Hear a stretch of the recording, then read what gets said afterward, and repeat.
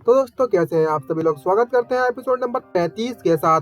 तो ज़्यादा time waste नहीं करते हैं, चलिए स्टार्ट करते हैं।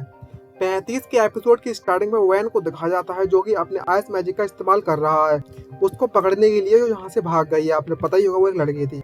और जैसे ही वह आइस बर्न मैजिक का इस्तेमाल करता है तो उसमें से एक बड़ा सा स्पेयर निकलता है मैजिक सर्कल में से, और एक एरो की तरह उसकी तरफ बढ़ने लगता है, जैसे कि किसी ने एरो चला दिया हो। और वह लड़की उससे बचने के लिए भागने लगती है और तेज।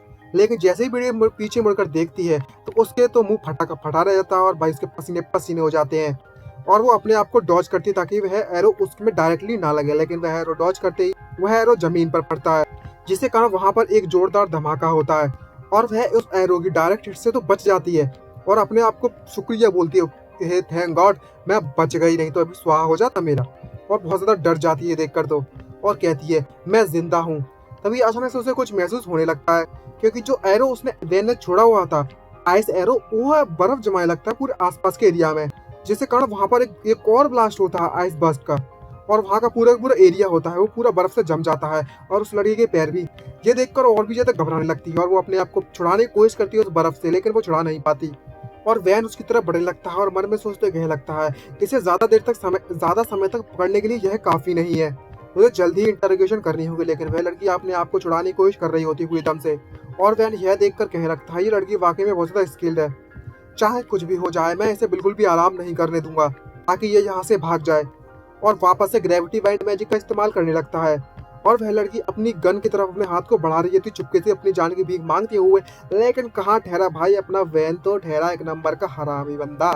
लड़का हो जो लड़की, से घंटा फर्क नहीं पड़ता, और उस बाइंड से उसके हाथों को बांध लेता है, जिससे कारण वो लड़की और जोर से चिल्लाना चालू कर देती है, क्योंकि अपनी बाइंड से उसके हाथ जो बांधी है और अब वो गन भी नहीं ले सकती। और उसे जुकाम हो जाता है क्योंकि इतनी तो ठंडी जो लग रही है, और वो जोर से चीखने लगती है और कहने लगती है, शिट, मुझे तुम जैसे राक्षस, मतलब तुम जैसे बंदों के साथ ही मिलना था मेरे हंट पर। तभी वैन एक चुटकी बजाते हैं उससे कहने लगता है कि तुम मुझसे पहली बार मिली हो और तुम मुझे गालियां और श्राप देने में लगी हुई हो, आई मीन कर्ज देने में लगी हुई हो और चिल्ला रही हो। और जैसे ही चुटकी बजाता है उसकी पीठ पर लड़की के ऊपर जो गन टंगी हुई होती है वह दूर जाकर गिरती है। और वो लड़की कहने लगती है, चिल्लाती है, ओ शिट, मेरी गन भी छुड़ा ली इसने तो। और उससे कहने लगती है, थोड़ा आराम से, थोड़ा आराम से। तभी वैन अपना वाइपर पीते ही उससे कहने लगता है, भला मैं क्यों आराम से जाऊं।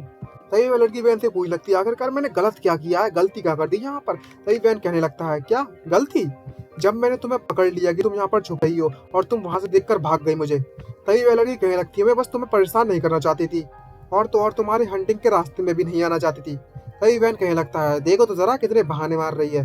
तभी वह लड़की उससे कहने लगती है, मुझे पता है कि तुम मुझ पर विश्वास नहीं कर रहे हो, लेकिन क्या तुम मेरे पैरों के नीचे जो बर्फ जमी हुई है उसे हटा सकते हो।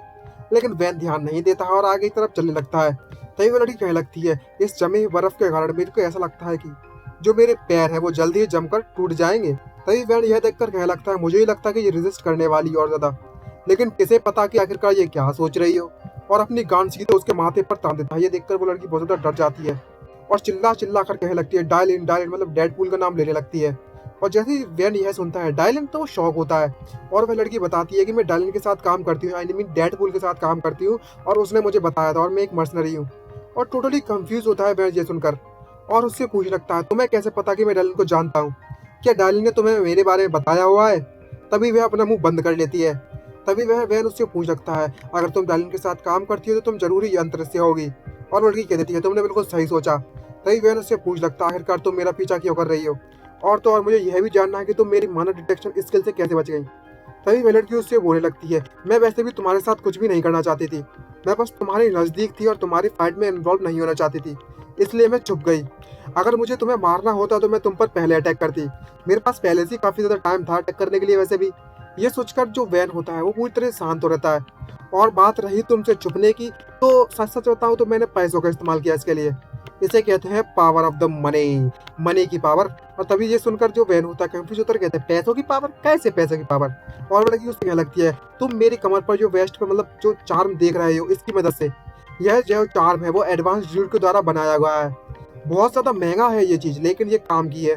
कोई भी मर्सनरी जिसके पास इनफ पैसा है वो इसका इस्तेमाल कर सकता है। और जैसे ही वो लड़की नीचे देखती है तो जो वैन होता है वो उसका चार्म उससे ले लेता है, जिसके कारण वो भड़कने लगती है, चिल्ला चिल्ला कर कहने लगती है, हे तुम क्या करने में लगे हो, जल्दी से मेरी चीज मुझे वापस कर दो। तभी वैन ये देखकर कहने लगता है, यह एक ड्रूड चार्म है। और वह बताने लगता है कि ड्रूड जो होती है वो नेचर टाइप टेक्निक होती है, और उनके पास किसी ऐसी तरीके की एनर्जी नहीं होती जैसे हम पावर कह सके उनकी खुद की। नेचर में जो क्रीचर्स होते हैं उनकी जो फेथ होती है उसके कारण उन्हें पावर मिलती है उससे। इसलिए उनकी जो पावर होती है ना तो वो कोई ट्रेस छोड़ती है ना ही कोई निशान। अब मुझे समझ में आया, इस बात में सेंस तो बनता है कि मैंने इसे नोटिस नहीं किया। तभी अचानक से वो उसमें कुछ नोटिस करता है और कहने लगता है, अभी अभी क्या मैंने ये नोटिस किया कि इसका जो साइन है वो थोड़ा धुंधला हो गया एक जगह से, और तो और जो मेरी प्रेजेंस है वो भी गायब हो गई है लगभग लगभग। इसका मतलब ये हुआ कि ये चार्म तभी काम करता है जब तुम एक जगह पर रुके हो। अभी इस चार्म को देखकर तो ऐसा लगता है कि ये चार्म धीरे धीरे गायब हो रहा है। इसका मतलब यह हुआ कि यह सिर्फ लिमिटेड टाइम के लिए इस्तेमाल हो सकता है, और मुझे ही लगता है इस बेकार से आइटम के साथ यह मुझ पर कभी अटैक कर भी पाती। तभी वो लड़की उससे कहने लगती है, हे ड्यूड, क्या तुम इसे वापस करने वाले हो ना? सही कहना, तुम वापस कर दोगे, तुम्हें पता है ना ये बहुत ज़्यादा एक्सपेंसिव है। और अजीब सी स्माइल मारने लगती है, लेकिन वैन उसकी बात पर नोटिस नहीं करता और अपने ही काम में लगा है। और उसे तभी कहता है, मैं इस बात को लेकर गारंटी नहीं दे सकता। इतना सुनते ही वो लड़की भड़क पड़ती है और बहुत ज़्यादा गुस्सा होने लगती है और कहने लगता है, तुम्हें घबराने की जरूरत नहीं है, मैं इसका इस्तेमाल बहुत ज़्यादा अच्छे से करूंगा और डायलन को वापस कर दूंगा बाद में। तभी वो लड़की चिल्लाती है, उससे कहने लगती है, उस कमीने डायलन को तो ये भी नहीं पता कि उसके जेब में क्या है। और तभी वो निराश होकर हार मान जाती है और कहती है, अच्छा ठीक है, ये काफ़ी ज़्यादा ईजी होगा अगर मैं गिव अप कर दूँ इस पर। और वैन उसे अपनी जेब में रख लेता है। और जैसे ही वो लड़की नीचे देखती है तो उसकी जो आइस होती है वो टोटली मेल्ट हो जाती है और पूरी पिघल जाती है। और ये देखकर वो बहुत ज़्यादा खुश हो जाती है और वो कहने लगती है तभी, शिट, अरे यार ये पानी तो मेरे जूतों में घुस गया है, ये तो काफ़ी ज़्यादा परेशानी बनी हुई, हर तरफ कीचड़ कीचड़ हो जाती है। अब तुम मुझे ये बताओ आखिरकार अब मैं इस चीज़ के बारे में क्या करूँ, तुमने मेरे जूते गीले कर दिए। तभी वैन उससे कहने लगता है, क्या तुम्हें लगता है कि ये चीज़ सबसे ज़्यादा इंपॉर्टेंट है अभी?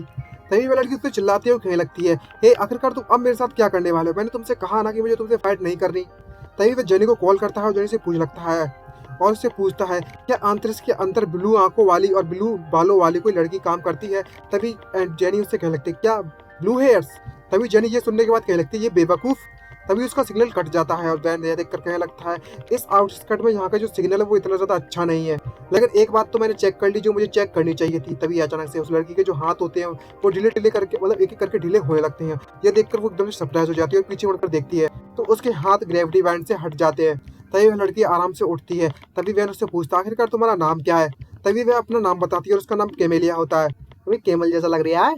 और वो अपनी बॉडी को स्ट्रेच करती है और कहने लगती है कि तुम मुझे सिर्फ मीला कह सकते हो। चीला वीला कह दे तो ज़्यादा बेटर रहेगा, मीला कहने का मतलब ही क्या है, क्या शॉर्ट नेम रखते हैं।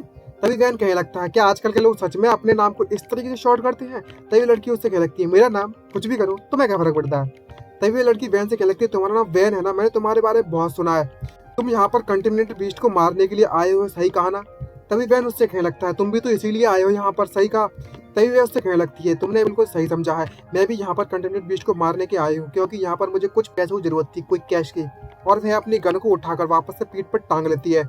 और तो और जो बॉस है वो डीप वेब के बारे में भी कुछ कह रहा था, इसलिए हम कुछ समय के लिए कुछ नहीं ले सकते, इसलिए मैं यहाँ पर काम करने के लिए आ गई हूँ, कुछ समय के लिए पैसा कमाने के लिए। बिल्कुल वैन जैसी ही कंडीशन है इस लड़की की भी। तभी ये एकदम से कंफ्यूज देखती है जो लड़की होती है कैमिलिया, वो वैन को देखती उदास होती है और उससे पूछने लगती है, क्या क्या हुआ, क्या कुछ गलत है यहाँ पर? तभी वैन मना कर देता है। तभी वो कैमिलिया उससे पूछ लगती है, खैर ये बता मुझे, यहाँ पर एक रास्ता है कई सारे कंटेमिनेटेड बीस्ट को एक साथ मारने का, अगर तुम मेरी मदद करो तभी। और काफ़ी ज़्यादा स्माइल मारती है बिजनेसमैन वाली। तुम इस बारे में क्या सोचती हो, इंटरेस्टेड हो? और इसी के साथ हमारा यह एपिसोड समाप्त होता है इसी स्माइल के साथ। और भाई मिलते हैं नेक्स्ट एपिसोड में जल्दी ही। तो लाइक सब्सक्राइब नहीं लोगे तो सब्सक्राइब कर दो और कमेंट करना मत भूलिएगा। लाइक ठोको, ब्लू कलर दबा दो उस ग्रे कलर के बटन को जल्दी से फटाफट। मिलते हैं नेक्स्ट एपिसोड में, आज के लिए इतना ही, बाय।